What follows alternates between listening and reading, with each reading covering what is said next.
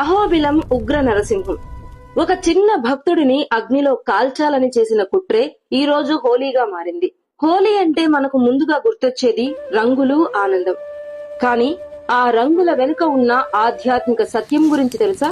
సత్యయుగంలో హిరణ్యకశిపుడు అనే అసుర చక్రవర్తి తనను తానే దేవుడుగా ప్రకటించుకున్నప్పుడు తన కొడుకు ప్రహ్లాదుడు మాత్రం నారాయణుడే పరమాత్మ అని నమ్మాడు.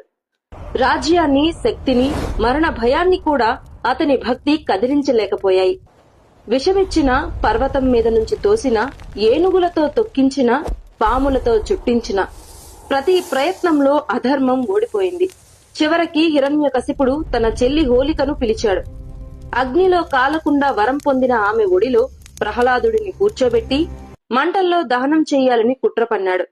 అగ్ని రగిలింది, అహంకారం నవ్వింది. కాని ధర్మం మౌనంగా నిలిచింది. కొన్ని క్షణాల తరువాత కాలింది హోలిక, బ్రతికింది భక్తి. అదే రోజు మనం ఈ రోజు హోలీగా గుర్తు చేసుకుంటున్న పవిత్ర క్షణం. ఆ ప్రహ్లాద భక్తి ప్రతిధ్వని ఈ రోజు కూడా మారుమోగుతున్న పవిత్ర క్షేత్రం నల్లమల అడవుల్లో ఉన్న అహోబిలం. ఇక్కడ ప్రతి రాయి, ప్రతి గాలి, ప్రతి నిశ్శబ్దం కూడా నరసింహస్వామి ఉగ్ర ఆవిర్భావాన్ని సాక్ష్యంగా చెప్పినట్లు అనిపిస్తుంది. భక్తుడి పిలుపుకి ప్రతిస్పందించిన పరమాత్మ ఒక స్తంభాన్ని చీల్చుకుంటూ అవతరించిన క్షణం. అదే నరసింహ అవతారం. అహోబిలం అంటే కేవలం ఒక దేవాలయం కాదు, అది భక్తి పరీక్షించబడిన స్థలం, అహంకారం ధ్వంసమైన స్థలం. నవనారసింహ రూపాల్లో స్వామి దర్శనం అంటే మనలోని 9 రకాల దుర్గుణాలను అర్పించడం.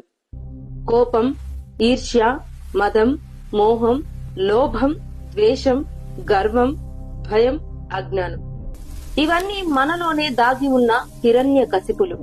హోలీ రోజు మనం బయట రంగులు చల్లుకుంటాం, కానీ అహోబిలం మనకు నేర్పేది మనలోని అహంకారాన్ని దహనం చేయడమే నిజమైన ఉత్సవమని.